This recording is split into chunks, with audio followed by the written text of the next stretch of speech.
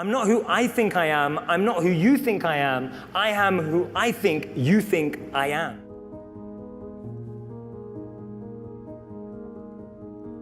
Artists repair broken pottery using dust from gold or other precious metals. It's meant not to hide the break and the repair, but to emphasize it as a beautiful part of the pottery's history.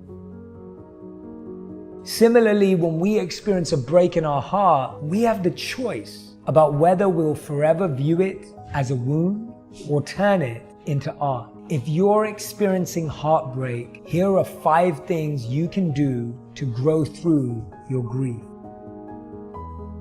When our hearts break, we can view it as a wound for the rest of our lives or turn it into art. If you're grieving, instead of playing your heartbreak repeatedly in your head like a broken record, you can put down your thoughts in a diary. Keeping a journal of your feelings will help you get some distance and perspective from your grief. Love has no natural expiration date. Is this, however, correct? Unrealistic expectations lead love to die. We often hear that love is blind, but this is not the case. It's an exaggerated version of what a relationship ought to be. Remember how over-romanticized one-dimensional viewpoint is in movies, novels, and songs? In real life, both ourselves and our spouses have prejudices and flaws. Unrealistic expectations are difficult to meet and much more difficult to live up to. Because it was not constructed on a stable foundation, love dies. Our foundations are frequently based on self-doubt, deception, and low self-esteem. A relationship based solely on attraction and infatuation is doomed to fail because it was never truly loved to begin with. Love dies. It's usually due to a breakdown in communication or a loss of trust resulting from betrayal. We can never expect trust from cheap individuals because it is an expensive gift.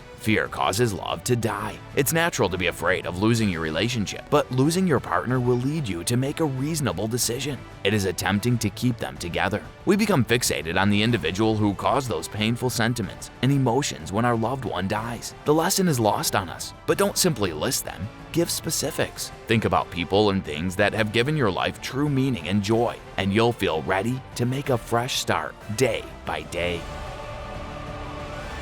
When we're feeling heartbroken, it's hard to think of anything but how we're hurting. One of the easiest and most powerful ways to shift our thoughts is by creating a gratitude list.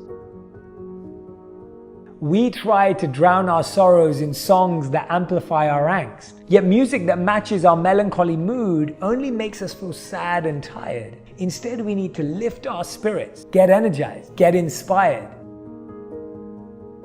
The hardest thing about a breakup isn't actually releasing the person. It's releasing all the possibilities we projected onto them. But here's the thing, those possibilities were never reality, so it's time to release them. They say love never dies a natural death. Here are some of the suspects. Love dies because of unrealistic expectations. We hear that love is blind, but actually it's the complete opposite. It's an over-amplified vision of what a relationship should be. Love dies because it wasn't built on a solid foundation. Often our foundations are built on self-doubt, dishonesty, and low self-esteem. Love dies because it was never really love to begin with. It's often because of a lack of communication, a lack of trust because of betrayal. We get so fixated, so focused on that person who created all of those feelings and emotions of pain in the moment our love died, but we miss the lessons. If your love died, find your answer in these. Because nostalgia and imagination is more powerful. Right? The feeling of nostalgia, and this is in studies too, like the research behind nostalgia is always think things were better in the past with something like that. I think the challenge in a lot of our lives is that we're surrounded by the same sounds, the same sights. And I see this with anything, and I'm sure you felt this. When you went deeper into your faith, did your circles change? Trust is an expensive gift, and we can never expect it from cheap people. Love dies because of fear. It's normal to be scared of losing your partner, but in the process of being scared of losing your partner, you end up doing irrational things trying to keep them close. And that's what I feel for anyone. Anyone that I've witnessed and observed go through transformation in their life their environments have changed. And so for me, a lot of us are making it harder for yourself. It's like saying, I want to start working out every day, but I don't own any trainers, right? It's like, that's not going to work. It's like doing the opposite. Like, I want to go on a diet, but I'm going to keep realities here. And you've got your own version of reality playing here. So you're basically writing your own movie script up here when reality is telling you this.